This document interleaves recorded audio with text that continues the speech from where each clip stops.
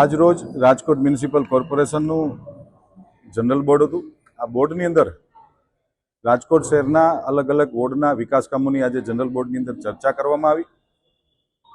ચર્ચા શરૂ થઈ એના પ્રથમ તબક્કામાં જ ભારતીય જનતા પાર્ટીના સભ્યશ્રી કોર્પોરેટર શ્રી હાર્દિક ગોયલનો પ્રશ્ન તો એ પહેલા માનનીય મેયરશ્રીની અનુમોદનથી મેં એક વિષય આજે જનરલ બોર્ડની અંદર મૂક્યો છે।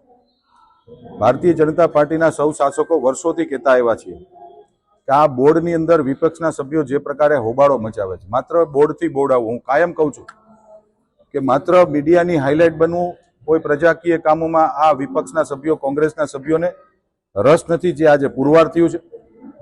4 કોર્પોરેટર રાજકોટની જનતાએ વોર્ડ નંબર 15માં આપ્યા। આ ચારે 4 કોર્પોરેટરો એક સાથે આજે રજા રિપોર્ટ મૂકી અને રાજકોટના જે બંધારણીય જોગવાઈ મુજબ જે જનરલ બોર્ડ મળતું હોય છે, આ બોર્ડની અંદર આજે ગેરહાજર રહ્યા છે।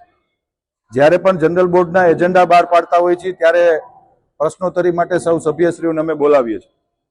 છેલ્લા 4 બોર્ડથી વિપક્ષના સભ્યો, છેલ્લા 3 બોર્ડથી વિપક્ષના સભ્યો પ્રશ્નોત્તરીમાં પણ નથી આવતા અને પછી મીડિયામાં એવું કહે છે કે અમને ખબર નથી। બંધારણીય જોગવાઈ મુજબ દરેક સભ્યશ્રીઓને બોર્ડ આવતું હોય પહેલા એમને ખબર જ હોય, એને માહિતી મળતી જ હોય છે।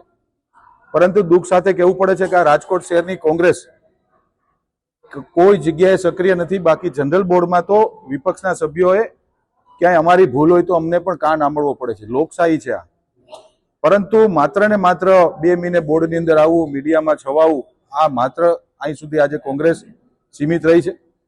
બોર્ડની અંદર માનનીય હાર્દિક ગોયલ ભારતીય જનતા પાર્ટીના સભ્યોનો આજે પ્રશ્ન છે અને પ્રશ્ન ઉપર ગહન ચર્ચાઓ થઈ। મેં પહેલા કીધું એમ, જ્યારે બોર્ડનો એજન્ડા 10 દિવસ પહેલા જાહેર થાય ત્યારે પ્રશ્નોત્તરી એને આપવી પડતી હોય છે। એનો એક સમય હોય છે, એ સમયમાં એને કોઈ ન આપ્યો અને પાછળથી આવીને એ લોકો પ્રશ્નો દઈ ગયા છે, એ ગેરવ્યાજબી વાત છે।